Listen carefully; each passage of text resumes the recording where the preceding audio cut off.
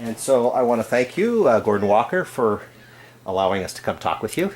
Pleased to do that. You've been fortunate enough, but also generous enough to allow yourself to be appointed the new IJC member for Canada, which is wonderful. Thank you so much for taking the time to do that. What we are hoping to do is help our members understand better who the IJC is, what its role is, but not in a technical way, but in how you see it at a human level, how it's supposed to operate, what it's supposed to do, and then understand a little bit of what you bring to it.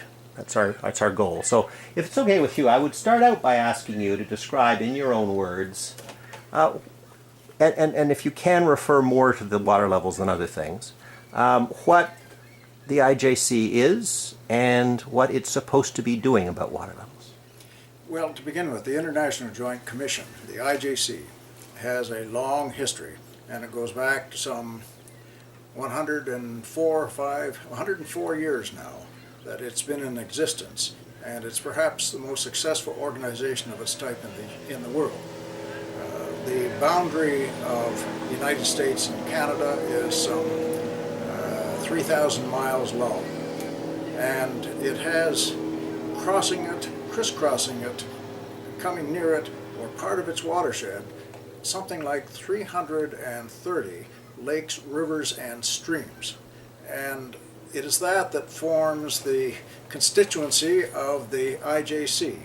And it's a treaty organization, an international organization made up of 3 commissioners from the United States appointed by the President of the United States and 3 commissioners from Canada appointed by the Prime Minister.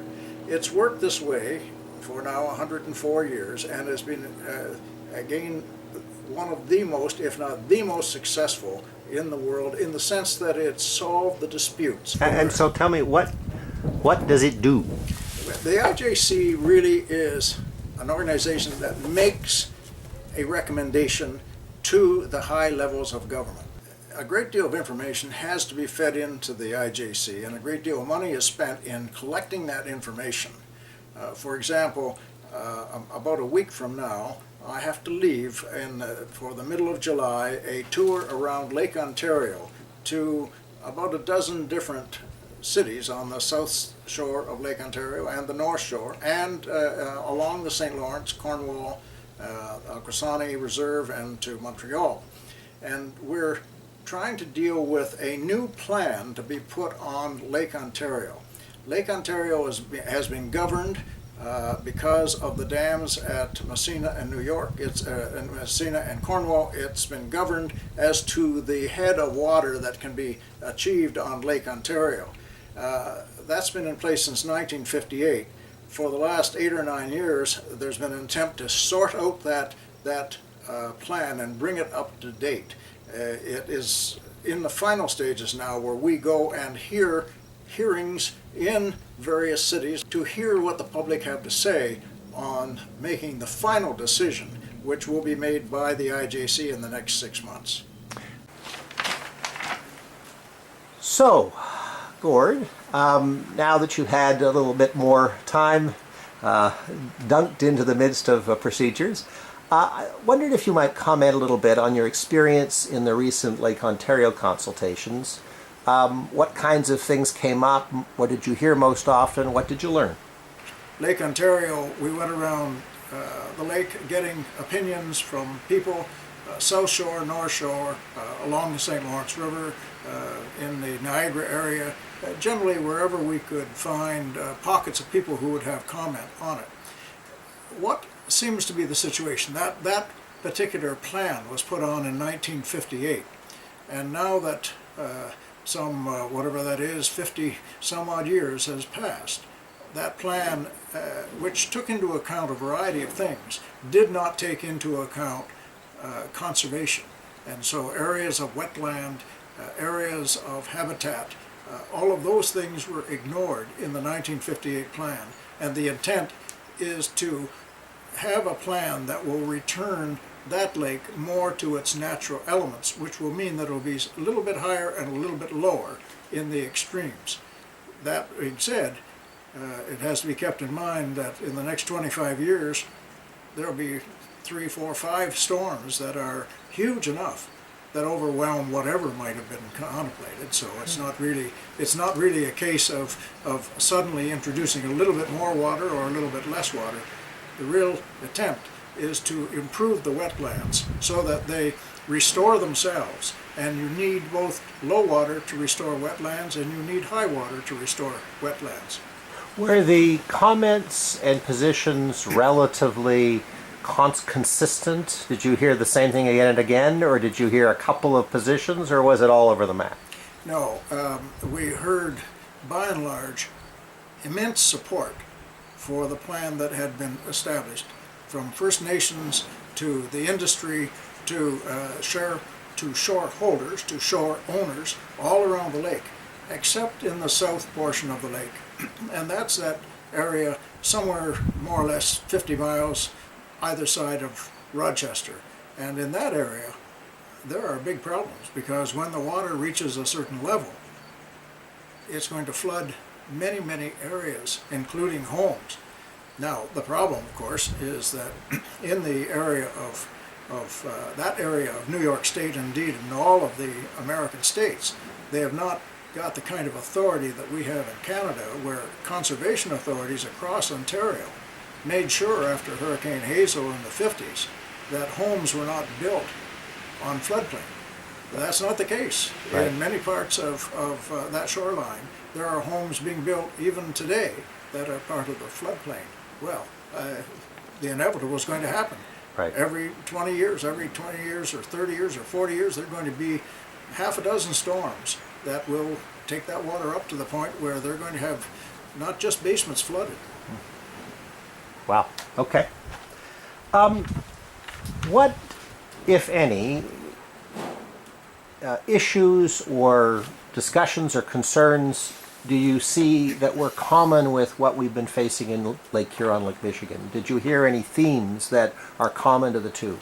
Well, I think the common theme is return to nature as much as possible. And so the dredging in the St. Clair River, and to some extent perhaps in other areas like the Detroit River, the dredging has caused a certain amount of head loss. And that loss, in my opinion, needs to be rectified and returned. And I agree with the IJC when it made its recommendation, before I became a member, its recommendation that there was a loss, there was a natural loss that had happened as a result of this artificial act of removing sediment and removing soil and gravel and all kinds of aggregate from the base of the St. Clair River. I think I read somewhere that something in the order of 6 million cubic yards of aggregate had been taken out of the St. Clair River up to about 1920. Well, there's going to be some impact.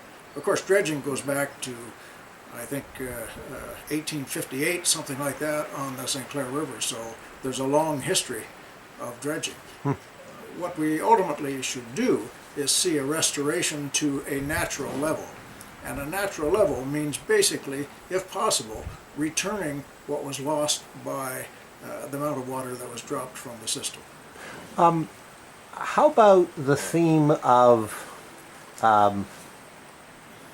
nature balanced with some control? Because obviously, as you mentioned, in Lake Ontario, there's a lot of control within certain ranges that can be had simply because there are strikes. Do you find that there was much, or has been much discussion that you've had with groups around Michigan Huron talking about the need for or importance of any kind of control beyond things that bring you back to where you were in 60? Well, to control the lake, that's a relative term, as I mentioned with Lake Ontario, but also with Lake Superior. You can only control it to a certain extent. And even if they put in, and it wouldn't be the IJC putting it in, realize it would have to be government action, contracting for this kind of thing, but if the government's decided to put in, for instance, locks and dams on the St. Clair River, which would require the ships to go through them, just like the Welland Canal. The Welland Canal is an obvious answer because it goes around Niagara Falls, and that solves a big problem for ships. But in the St. Clair River, there would be a huge backlash against trying to put in locks and other expensive devices. I've heard $9 billion with a B Sure. as a cost of that. So I suspect that kind of thing's not going to happen.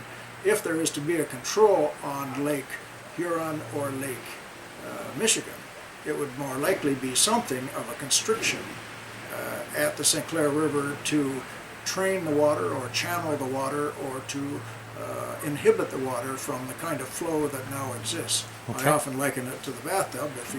If you have a bathtub like Lake Huron and you cut a little V in it, the water will run out to the bottom of that V. If you cut a big V, it'll go down even further. Well, if there's some way of compensating for that extra drop, then that's some kind of constriction and that's some kind of compensation. But it's not going to control the lake. Okay. All it's really going to do is control a certain amount of the lake, a little bit of inches, if I can call it that. Is there any pressure on Ontario to decontrol it? Is there any voices for people saying, get out of the business of adjusting every so often? I'm just interested in that.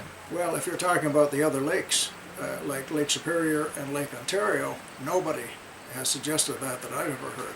Okay. It's possible that someone believes that, but I think it's widely accepted that it works, and the system is good for navigation, the system is good for control, it's good for managing the lake to some extent. If there were no control on Lake Ontario, the range would be 6 feet. But since there is control, the range is 4 feet. Well, that extra 2 feet would mean quite a bit of flooding for an awful lot of people.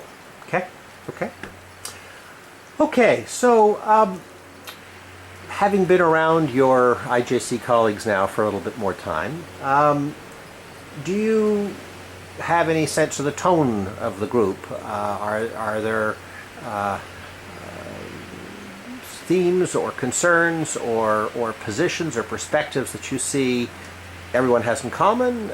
Is there different kinds of thoughts that are represented? How does that work? Well, certainly on many areas there is common thought. We spent a week together as a group of 6 commissioners and staff on Lake Ontario and talking about their issues. And so there was a lot of talk both before and after formal meetings, so you get a certain amount of a feeling of the other side. We have not sat down now to formulate our final decision, and that will happen in September. But until that happens, sure, we've got some thoughts that seem to be common. With respect to Lake Huron and Lake Michigan, we haven't had specific talks on that. There's been no particular cause for the conversations to happen, but in some form of after events we occasionally chat about it, and certainly there's a common feeling that something needs to be done to compensate for the drop in the 2 lakes. Good. Okay, that's great. What is your sense of what the Canadian government wants to see happen? I don't mean the solution, but I mean in terms of what is it trying to achieve? Well, that's pretty hard to say at the moment. They have not given a response to the April 15th report to the Canadian government and to the American government. No response has been received from either government in any formal sense, not even informal sense. On the other hand, I know that within the Canadian government there's a lot of concern about Lake Huron particularly. Lake Michigan is not something that is directly concerning the people of Canada, but inferentially it is because it's connected. But Lake Huron, and particularly Georgian Bay, I sense there's an awful lot of concern with the elected people and with the administrative people in Canada. I don't have that sense in the United States, but in part it's because I have really very little crossover there with American administration. And so I wouldn't really be privy to that until Sure. I hear from some of the American people what their opinions are. I suspect we will get a formal response from the United States and Canada in the next few months. What that is, hard to say, but I think that they're going to say somewhat in support of what we have said. I suspect that's the kind of response we will get. Okay, great.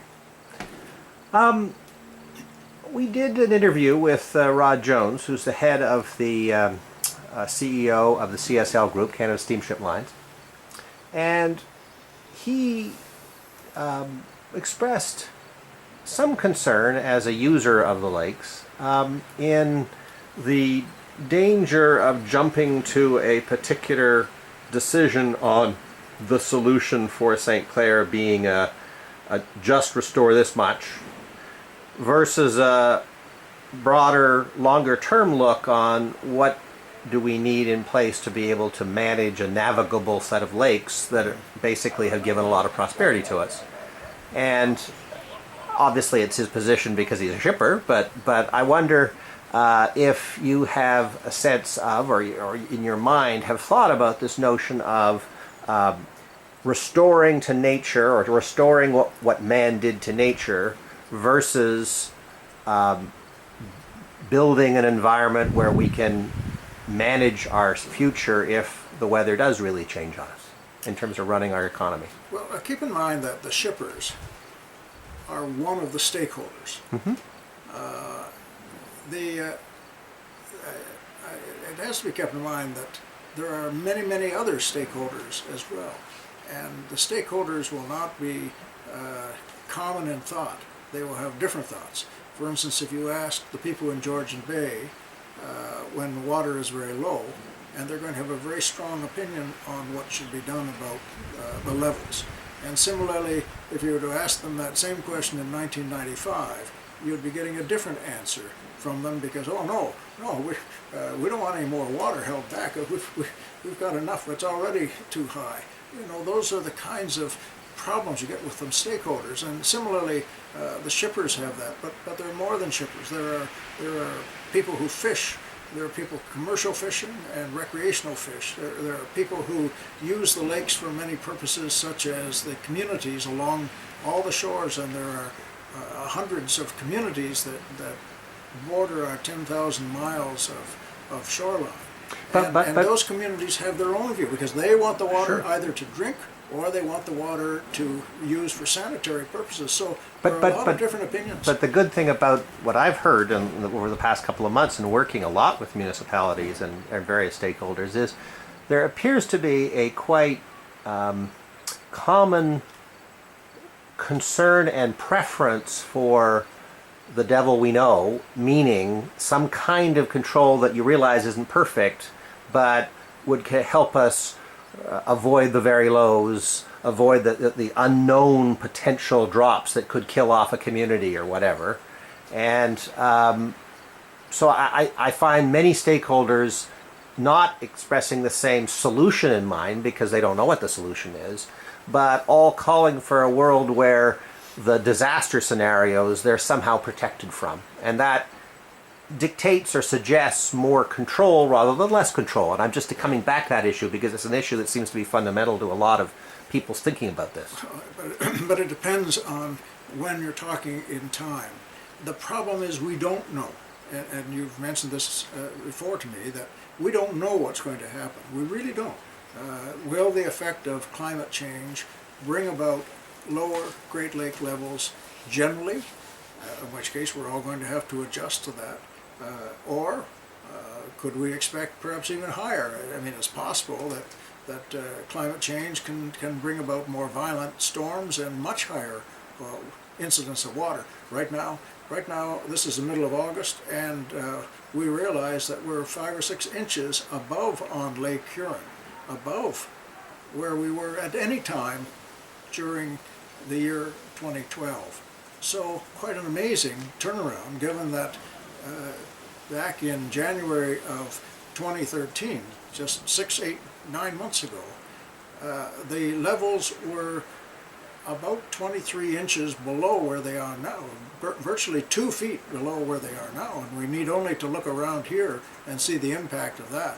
So we just don't know what's going to happen, but to my way of thinking, if it's natural, if the levels are where they would be if it had not been artificially lowered during the 150 years that we have seen pass by, when dredging has changed the contour of the lake to some extent and reduced the levels on the lake and increased the flow through River St. Clair. If we return to whatever the natural state is, that at least is a perfectly justifiable position, and especially welcome right now. Okay. The trouble with the word natural is that natural can mean back in 1959, it could be back in 1929, or it could be back in 1859. And the notion of restoring something that has been changed that many times to what's natural means that the concept of natural is not there. Well, I don't know if I would say that. I would say that natural means whatever it would have been if it hadn't happened in the first place. So if the dredging had not happened, and if the dredging had not taken off, say, 15 inches of head of water, and if we could say that in 1929 we would have had 15 more inches, and if we could say in 2013 that we could have 15 more inches, so that would be the natural level, then at least that would be nature at work, and that would be the only one we would blame. We wouldn't be blaming the governments for digging out River St. Clair. I gotcha. Okay. Makes sense. Is your sense, this is something that's come up a couple of times, is your sense that the permissions, the legislation that was put in place in the 50s, late 50s, to permit the work that was done in the early 60s, you had mentioned, and it's also been talked about, that there were included in that permissions for compensating works, which were never taken for a variety of reasons. Is it your opinion that that permission, that legislation, that authority is still in place? I've heard some people argue that it is, some people argue that it isn't, that we have to start again from scratch. I don't think we'd have to start from scratch. On the other hand, since 1960, governments in Canada, the United States, and the state and provincial governments have brought in all kinds of environmental assessment acts that mean that the time to study and the reasons for study are now there that were not there in 1960. The authority probably still exists. Generally speaking, the authority exists.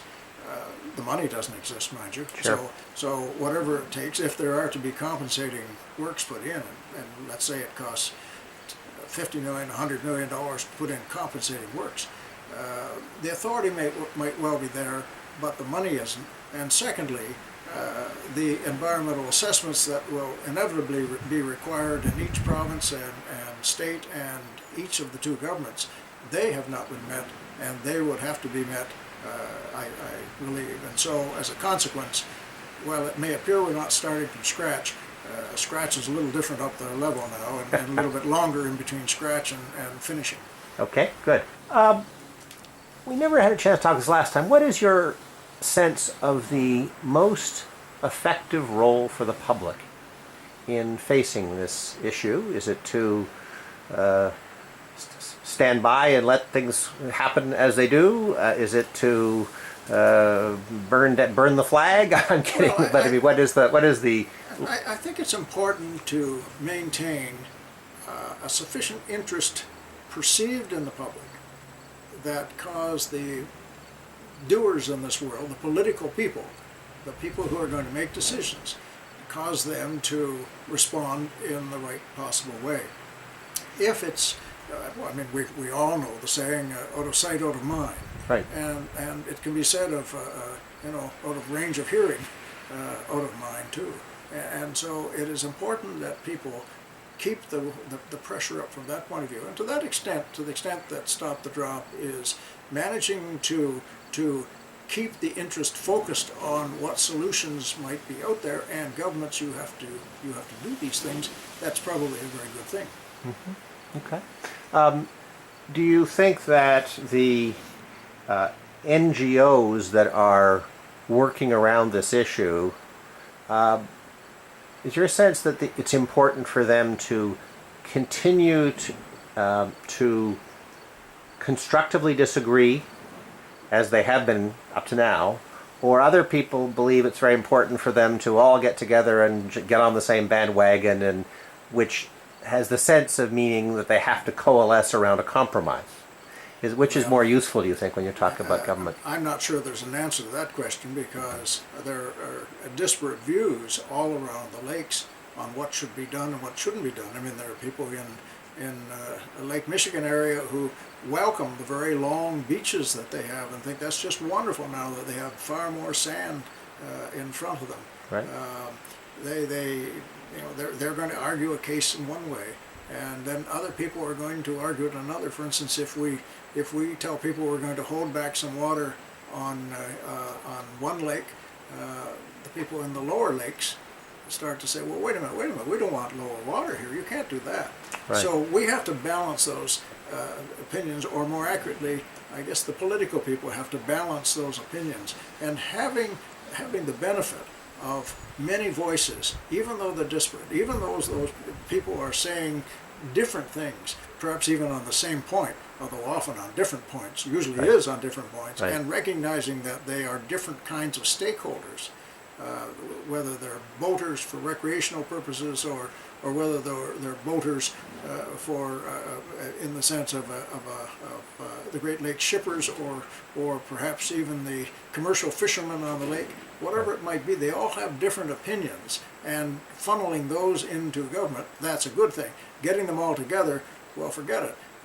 It's not going to happen. You can't get 20 people on your own organization to probably agree on every single thing. Sure, no, I agree. But on the other hand, there is, as you know, being a member of the Georgian Bay community, has been a lot of call for people to, get on the same wavelength.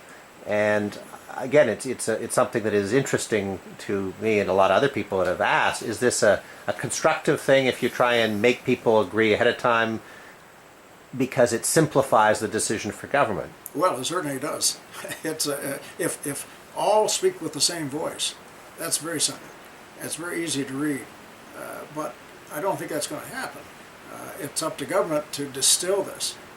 They're the ones that have to figure out what works and what solves the problem. Mm-hmm. It's not, government's not easy, Right. and finding that common solution will be a considerable job for them. So while it might be in a perfect world, wonderful if everybody sang from the same piece of music. That would be good, but they don't. Okay, listen, thank you very much for your time again. Appreciate it, and hope that we'll keep on speaking to each other. I hope so too. Bye-bye.